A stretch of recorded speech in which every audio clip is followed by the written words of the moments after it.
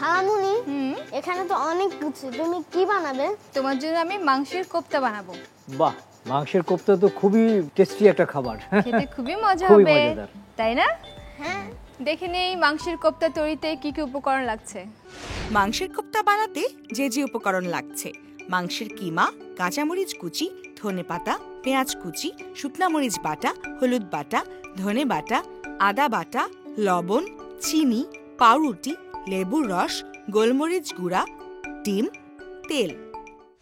কি উপকরণগুলো করছি? কি কি আছে সেটা আমরা এখানে দিচ্ছি আমি মাংসের কিমা। এখন দিচ্ছি কাঁচামরিচ। এই যে মাংসের কোফতা, এটা কিন্তু মানে প্রোটিনের যে ঘাটতিটা হয় সেটা কিন্তু অনেকটা পূরণ করবে। একদম। ধনিয়া পাতা, ধনে পাতা দিচ্ছি আমরা। আর এটা হচ্ছে পেঁয়াজ কুচি। এটা হচ্ছে মরিচ বাটা। এখন দিচ্ছি ধনে বাটা। ঠিক আছে, এটা হচ্ছে কি আদা বাটা। আদা বাটা।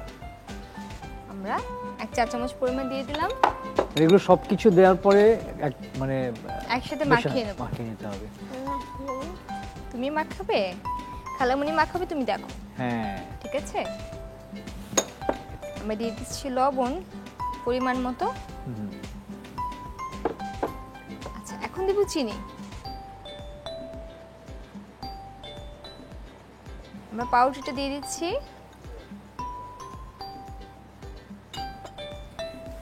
এখন দেব লেবুর রস। গোলমরিচ কি দিয়েছি? না, গোলমরিচ দেইনি। দেইনি তো। হ্যাঁ, না। একটু করে গোলমরিচ দিয়ে দিচ্ছি। সব শেষে কি করব জানো? ডিমটাকে আমরা এরকম ফেটিয়ে নেব। আমরা মাখিয়ে নিচ্ছি, দেখো এটা হাত দিয়ে মাখাতে হবে। আমরা ডিমটা একটু পরে দেব, আগে কি করব বলো? ভালোভাবে মাখিয়ে নিতে হবে। সবগুলো উপকরণ মাখিয়ে নিতে হবে। খালামুনি তুমি বানাতে থাকো, আমি একটু ওখান থেকে আসি। ঠিক আছে। আমি ডিমটা একটু একটু করে দিয়ে দিচ্ছি।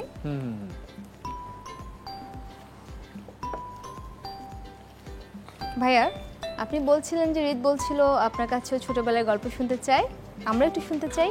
হ্যাঁ, আসলে ছোটবেলার গল্প মানে কি, ও মানে ঘুমোতে যাওয়ার সময় প্রতি রাতেই বলে যে এরকম বাবা গল্প শোনাও। কিন্তু ওর গল্প শোনার যে বিষয়টা এমনি কোনো রূপকথার গল্প না, এই ধরনের কোনো গল্প শুনতে চায় না। ও স্পেসিফিক্যালি বলে তোমার ছোটবেলার গল্প বলো। বাবা, তুমি আমাকে ছাড়া গল্প বলা শুরু করে দিলে। না না, তোমাকে ছাড়া তো গল্পটা কমপ্লিট হবে না। আচ্ছা, তোমাকে নিয়েই বলি। আমার যখন 6 বছর, ঠিক সেই সময় আমি স্কুলে ক্লাস 2-তে পড়ি। তো প্রথম আমার আসলে অভিনয় করার সুযোগটা হয়েছিল সেই সময়। আচ্ছা। স্কুলের যে বার্ষিক প্রতিযোগিতা হয় সেখানে আমি যেমন খুশি তেমন সেজেছিলাম। এবং সেটা সেজে মানে আমি একজন স্ট্রিট বয়, মানে ওই যে ভিক্ষুক সেজেছিলাম। ভিক্ষুক সেজে আমি দর্শকদের মধ্যে যেমন দর্শকদের ভালো লাগা, মানে ছেলেটার জন্য কষ্ট, সেটা পেয়েছিলাম। এবং আমি ফার্স্ট প্রাইজও পেয়েছিলাম। এটা মানে, এবং সেটা আমার একটা অভিনয় করার একটা অনুপ্রেরণা হয়েছিল। এবং মজার ব্যাপার কি, ঠিক ও যখন ক্লাস 1 থেকে 2-তে উঠবে, তখন ওদের স্কুলে ওদের গ্র্যাজুয়েশন পার্টি হয়। সেখানে ও দেখলাম যে এসে বললো যে বাবা আমি অভিনয়ে নাম দিয়েছি। বাহ।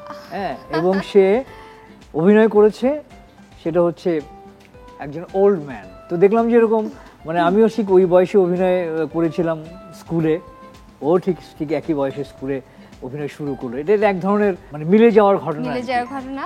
চুলোটা জ্বালিয়ে দিলাম, কোফতাটা আমরা হতে দিয়ে দিই।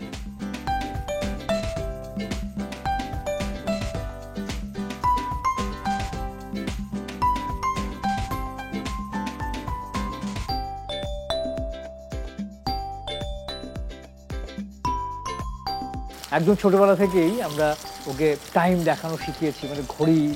আচ্ছা। ঘড়িটা চেনানো।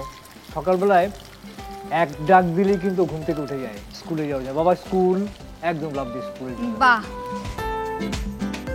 রিত কিন্তু গানও পছন্দ করে, কিন্তু নিজে নিজে গুনগুন গুনগুন করে গানও গায়। আচ্ছা।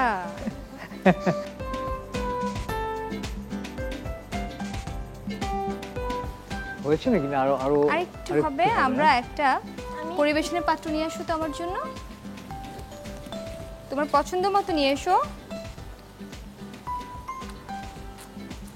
বাহ, হৃদের পছন্দও তো খুব সুন্দর।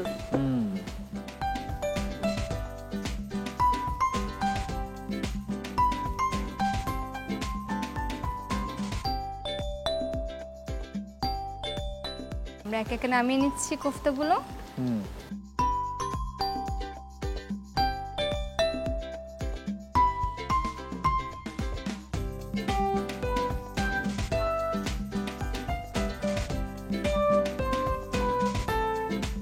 সুন্দর হয়েছে।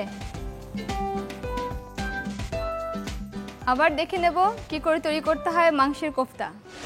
একটি পাত্রে মাংসের কিমা নিয়ে নেই।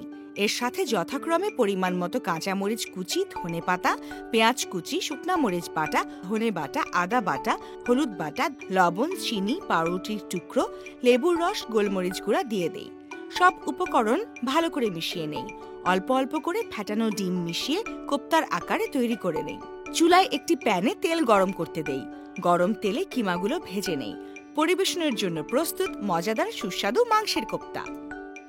বানাই মজার খাবার মা বাবা আর আমি।